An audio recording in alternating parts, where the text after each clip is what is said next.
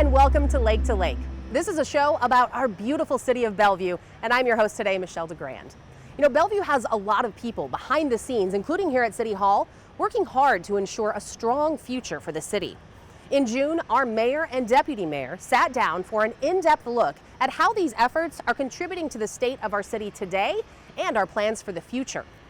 On this edition of Lake to Lake, you'll also learn about the experiences and wisdom of some prominent panelists featured during our recent Juneteenth event at City Hall.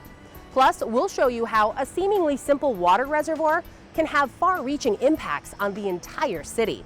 And you'll get an up-close look at how local first responders and schools are using realistic scenarios to help teens better understand the dangers of distracted driving. Every year, the mayor and deputy mayor join with the Bellevue Downtown Association, right over there at the Maidenbauer Center behind me, to address the local business community with an update on the current state of the city and their vision for what's to come. Here are some highlights. I'm Patrick Bannon with the Bellevue Downtown Association. This is a very wonderful tradition that we've been able to build over time to bring the State of the City presentation in partnership with the city. And Bellevue is privileged to have exceptional leaders in Mayor Lynn Robinson and Deputy Mayor Jared Neuenhaus. We asked a few people in conversations over the last week for their observations about these two leaders. Here's what I heard.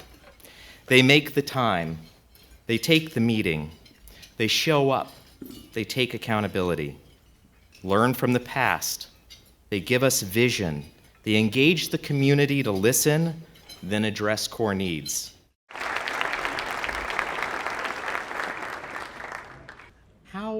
How is the city ensuring that businesses of all sizes here in Bellevue have a path to success?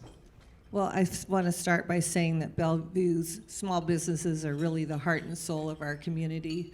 You know that 97% of business in Bellevue is small business.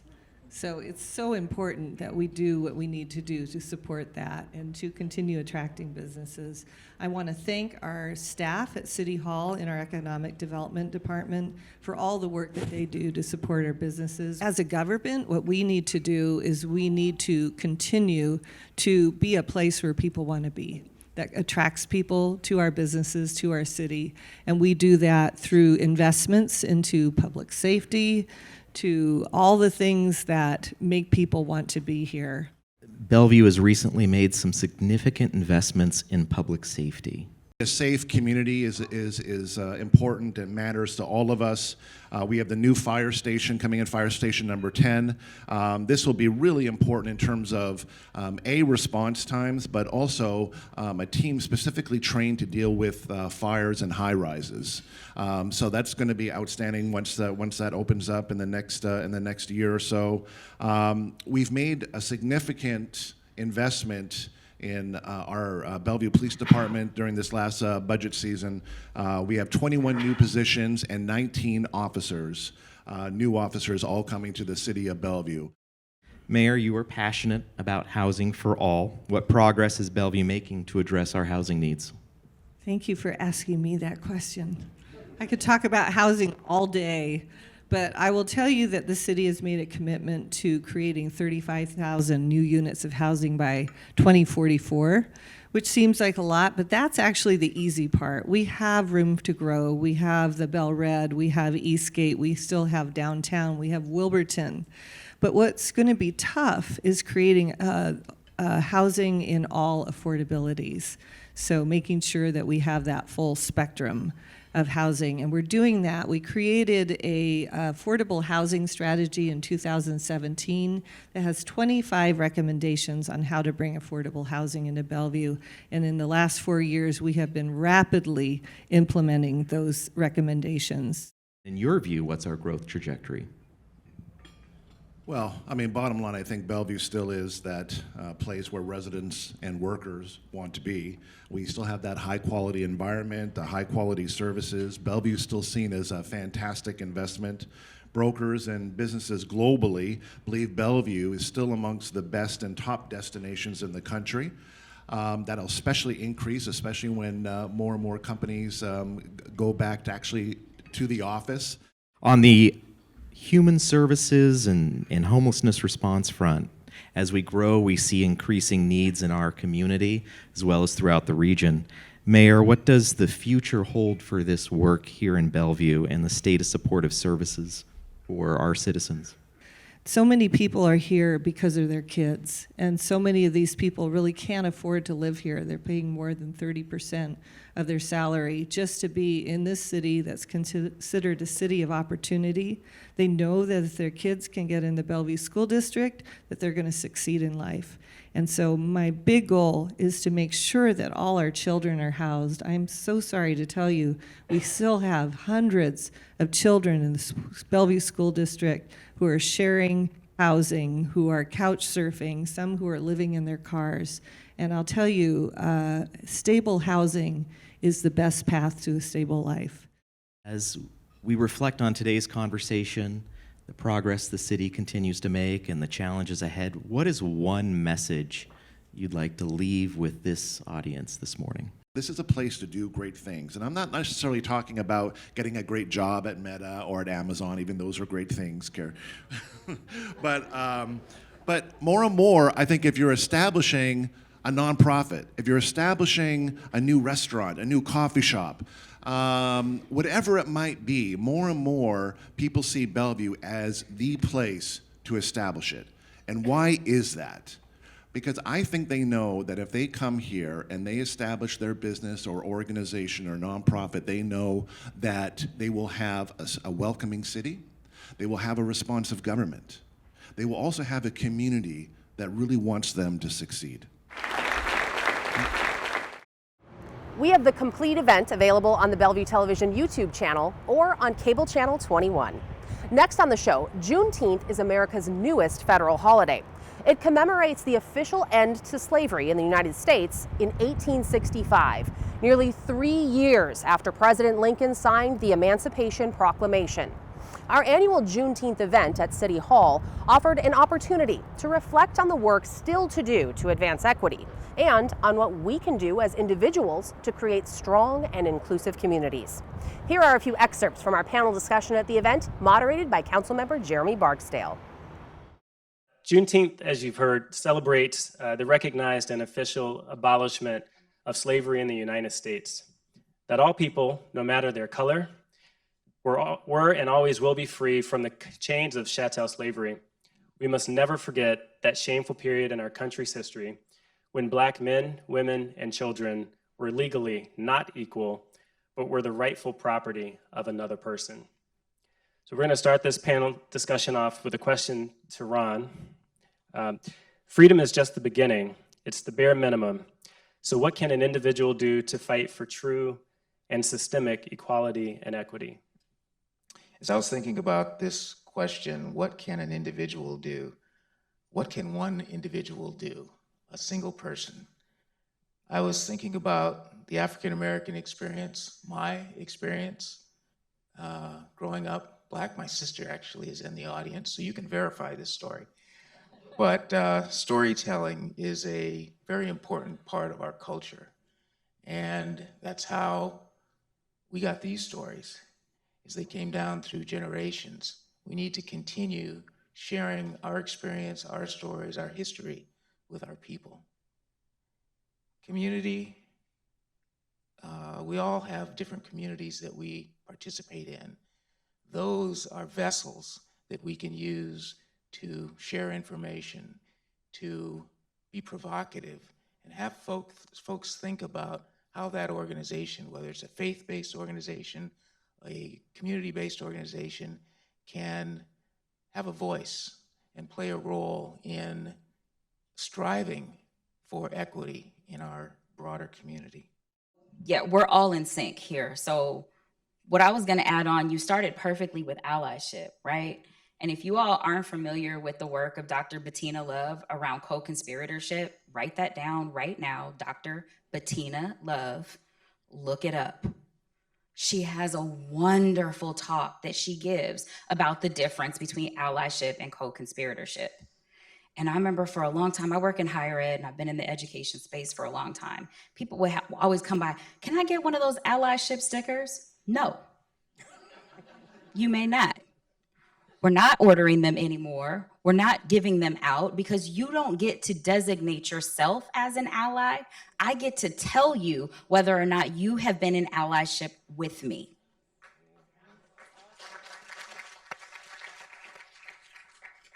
And then I'm not that interested in allyship. I want co-conspiratorship. If I'm going to jail for this protest, you jumping in front of me. Because we all have layers of privilege. And frankly, cisgender, heterosexual, white men, y'all have the most stacked up layered privileges. Whether you want to admit it or not, that's what it is. When Dr. Bettina Love talked about the story about Bree Newsom, the Black woman who climbed up a flagpole and decided to take down the Confederate flag. The whole story goes on, and she's going to tell it way better than I am. Look up the video, so I'm not going to do it justice. But the point is that she talked about how she wasn't there by herself. There were people who had her bail money ready. There were people who taught her how to climb. She didn't know how to climb.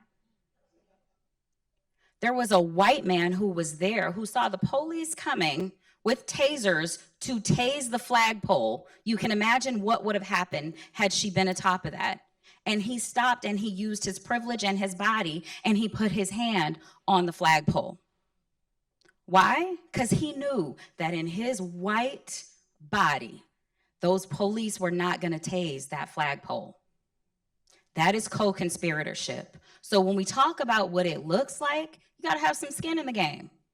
So, when you ask the question about allyship, I mean, that's the first example that comes to my mind. Is the case selection of larger firms and doing pro bono work that's going to impact society on a more systemic type level. If you'd like to see the entire discussion, you can find it on our Bellevue Television YouTube channel or on cable channel 21. As many areas in our nation bake in record-breaking and sustained high temperatures, managing our water supply has become perhaps more critical than ever. With the recent completion of the new Pike's Peak Reservoir in the Bridle Trails neighborhood, Bellevue residents now have an upgraded water storage system that's large enough and strong enough to serve generations to come. Here's Michaeline Fowler with Bellevue Utilities with more. Bellevue Utilities has owned, operated, maintained the Pikes Peak Reservoir right here in Bridle Trails State Park for over 50 years. This used to be an older, smaller steel reservoir. As part of Bellevue Utilities' rehabilitation replacement program, we are improving our infrastructure. This reservoir was constructed within the same footprint as the existing reservoir in order to require less maintenance and less disruption to the neighboring communities. There are two important things to know about this new reservoir. One, it offers increased capacity. The new reservoir can hold up to 1.25 million gallons of water. The second is earthquake protection. This concrete structure with steel cabling is designed to help ensure the structure is still standing in an earthquake. These upgrades were deemed essential not only for providing water to all of Bellevue, but also to ensure adequate fire protection for nearby neighborhoods. Investing in replacing our aging infrastructure for our growing community is always a top priority for Bellevue Utilities. Thanks, Michaeline. It's great to know that we're planning so far in advance for our water system. You know, another thing that requires planning? Driving. Many of us get into a car and drive nearly every day without thinking much about it. But sadly, in 2022, we saw the most traffic deaths on Washington roads in more than 30 years.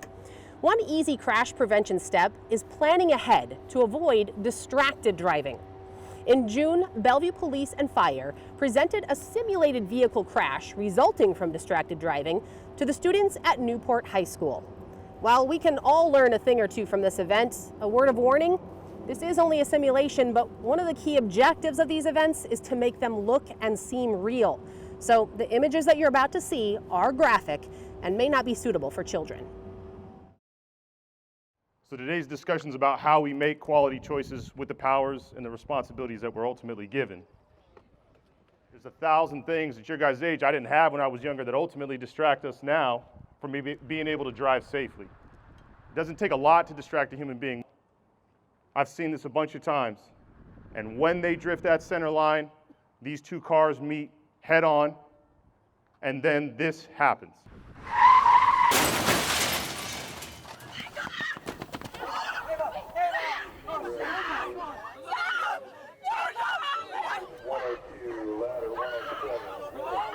We got a young man right here. This is a DOA, partial decapitation. Flies through the windshield, didn't have his seatbelt on. We got a guy over here with a serious head injury and cardiac arrest. The driver of the car that wasn't paying attention, he's totally fine. He's all good, it worked out good for him. This guy right here, he's got an open leg fracture. She in the front seat, she's got a closed head injury. In minutes, she'll be dead. The blood is pooling in her brain. There's nothing we can do. Once the officers get there, they're going to immediately start life-saving.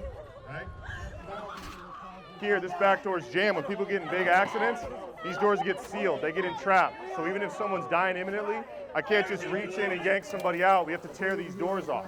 What they're walking up with right now is something called the jaws of life. Basically, they're a hydraulic tool that enable them to make an access point to get this guy out of this vehicle. What we're gonna do is we're gonna put this backboard underneath you, okay? We're gonna pivot you on it and we're gonna get you out, okay? And so what he has right now is a tube that's been run down his throat into his lungs, and what he's doing right here is bagging, breathing his lungs for him.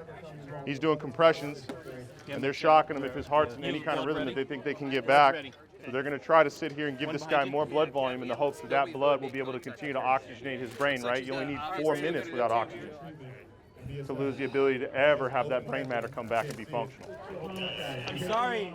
The driver of that car is getting handcuffs put on them, because if you drive distracted and you cause an accident, you can be arrested for homicide, vehicular homicide. If somebody is seriously injured, vehicular assault, and if somebody dies, vehicular homicide. That is homicide and that is prison. They changed the law and call it EDUI because driving on your cell phone is just as dangerous as being a drunk driver. So because you wanted to do a TikTok or because you wanted to text somebody right now, a kid's life just changed and he just got arrested for something that's going to end up sending him to prison for years. We at the police department would be going to their house to now tell the parents of some of these kids that they're never coming home, the brothers and sisters that their loved one just died or that their family was severely injured. These are your friends that tomorrow you're going to be talking about in school that aren't going to be here. So this isn't a thing that ends when we leave this parking lot today. This is something that goes on for the next few years, and for some of the families, it's something that goes on forever. When you lose a loved one, it changes your life for the rest of your life. I've heard it 100 times, it would never happen to me, and it absolutely will never happen to you, right up until the day it does. Thank you to our first responders and schools for taking the time to put on these events as a way to help keep our kids safe. Well, that's all for this month's Lake to Lake. If you have any feedback or questions for us, feel free to email us anytime at btv@bellevuewa.gov. Also, be sure to subscribe to our YouTube channel, where you'll find the city's latest video news and information. I'm Michelle DeGrand from all of us at Bellevue Television and the City of Bellevue. Stay cool out there, and thank you for watching Lake to Lake. Have a great day.